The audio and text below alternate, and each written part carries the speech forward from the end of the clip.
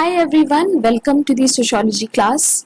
So today we are going to learn about what is positivism. Okay? So before we get into the lecture, there is something that you need to know. So if you don't know how to make use of this channel, please follow these steps. You have to go to playlist because सारे lectures मैंने playlist में divide किए हैं. If you are JNU aspirant, then you should go to the playlist of JNU. Okay? If you are IGNOU student or you are uh, preparing for any other exam and you want basic knowledge, you can check the IGNOU playlist. Okay, so first thing is that you have to go and check the playlist. Second is join the Telegram. Don't forget to join the Telegram channel because all the books and extra PDFs are on the Telegram. Okay, and every time there is a new lecture, you will only know if you are on my Telegram channel. You can comment your doubts. If you have any problem, you can always comment on the lesson and I will try my best to solve them. Okay, give feedback. Don't forget to give me feedback. What should I change? If there is any problem that you are facing while watching my lectures, okay, you can always give me feedback in the comment section. And lastly, keep learning. Okay, all these materials on this channel are free of cost. You don't have to pay anything. So just don't stop. As much as you can use this channel. Okay, so positivism कहाँ से start हुआ, सबसे पहले हम ये देख लेते हैं. 19th सेंचुरी में फ्रेंच फिलोसोफर थे एक जिनका नाम है ऑगस्ट कोम्ट. सबको पता है he is the father of sociology.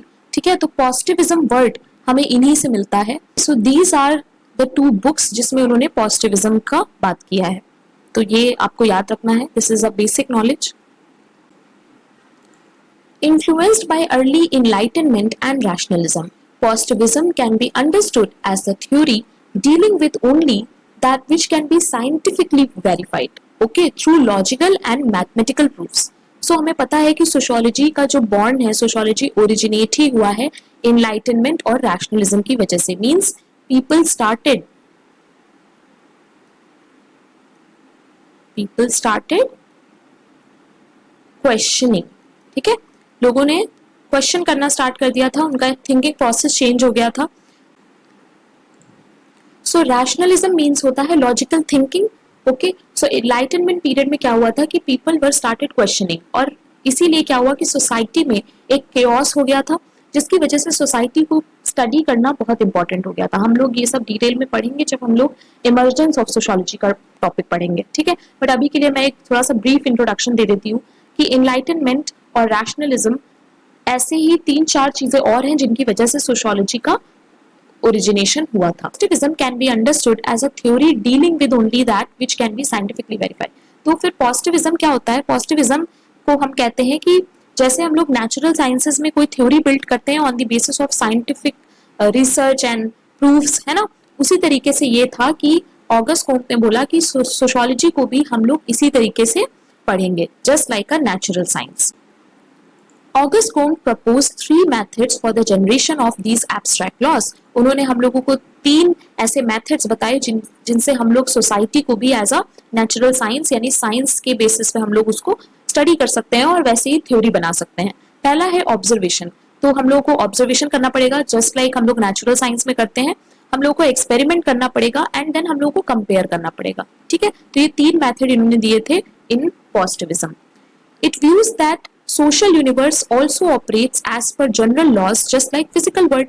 जैसे कि हम लोग नेचुरल साइंस में देखते हैं, हमारे फिजिक्स केमिस्ट्री बायो में कुछ लॉज होते हैं, है ना, और वो यूनिवर्सल होते हैं. ऐसे ही हम लोग सोशियोलॉजी में भी कुछ ऐसे लॉज बना सकते हैं जो कि यूनिवर्सल हो, और इसी को हम लोगों ने टर्म दे दिया पॉजिटिविज्म. ठीक है, now positivism describes an approach. Positivism एक अप्रोच है. ठीक है, काय का अप्रोच है? To study of society that specifically utilises scientific evidence. यानी साइंस के बेसिस पे हम लोग सोसाइटी को स्टडी करें. ठीक है, जिसमें हम लोगों को एविडेंस चाहिए होगा, एक्सपेरिमेंट करेंगे हम लोग, स्टैटिस्टिक्स इन्वॉल्व होगा काफी ज्यादा. ठीक है, तो इस तरीके से जब हम सोसाइटी को पढ़ेंगे, that is our positivistic approach या फिर positivism. It is based on assumption that it is possible to observe social life and establish reliable knowledge about its inner working. कह रहे हैं कि हम लोग सोशल लाइफ को भी ऑब्जर्व करके वैसे ही थ्योरीज बना सकते हैं जैसे कि हम लोग साइंस में बनाते हैं. ठीक है, और किस तरीके से सोसाइटी की इनर वर्किंग होती है ये हम बता सकते हैं पॉजिटिविज्म की हेल्प से। Initially, Auguste Comte was primarily interested in establishing theories that he could test with the main goal of improving our world once these theories were delineated. तो जो ऑगस्ट कोम्ट थे उनका सबसे मेन जो इंटरेस्ट था वो इसी पे था कि किस तरीके से हम लोग थ्योरीज जो बनाए सोसाइटी पे उसको हम टेस्ट कर सके, ठीक है, और उसका जो मेन गोल है वो ये होना चाहिए कि किस तरीके से हम इम्प्रूव कर सकें अपने वर्ड को, ठीक है। He wanted to uncover natural laws that could be applied to society. वो इस तरह के नेचुरल लॉज को लाना चाहते थे सोशोलॉजी में जिनसे कि वो सोसाइटी को पढ़ सकें। He believed that natural sciences like biology, physics were a stepping stone in the development of social science. इनके अकॉर्डिंग ये जो बायोलॉजी और फिजिक्स था ये सिर्फ एक स्टेपिंग स्टोन था सोशल साइंस के डेवलपमेंट में, क्योंकि हम लोगों ने देखा है इन्होंने एक चीज और दी थी, हायरार्की ऑफ सब्जेक्ट्स, जिसमें इन्होंने सोशोलॉजी को सबसे लास्ट में रखा था, और क्योंकि सोशोलॉजी बायोलॉजी के बाद आया, सबसे लास्ट में आया, इसीलिए हम लोग सोशोलॉजी को कहते हैं queen of social sciences. He believe that just as gravity is a truth in the physical world, जैसे कि हम लोग जानते हैं ना कि ग्रेविटी एक ऐसा कॉन्सेप्ट है जो सबके लिए सेम है, it is a universal law.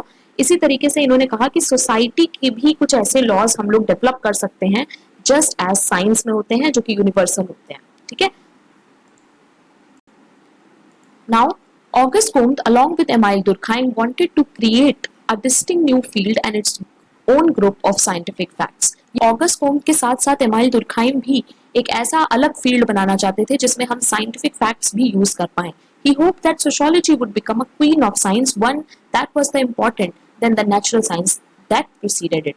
यानी ये लोग इसको मिलके सोशोलॉजी को एक क्वीन साइंस बनाना चाहते थे जिसमें हम लोग साइंटिफिक स्टडी करते हो सोशोलॉजी की। तो पॉजिटिविज्म का जो मेन वो है, पॉजिटिविज्म में हम लोग साइंटिफिक स्टडी करते हैं, ठीक है।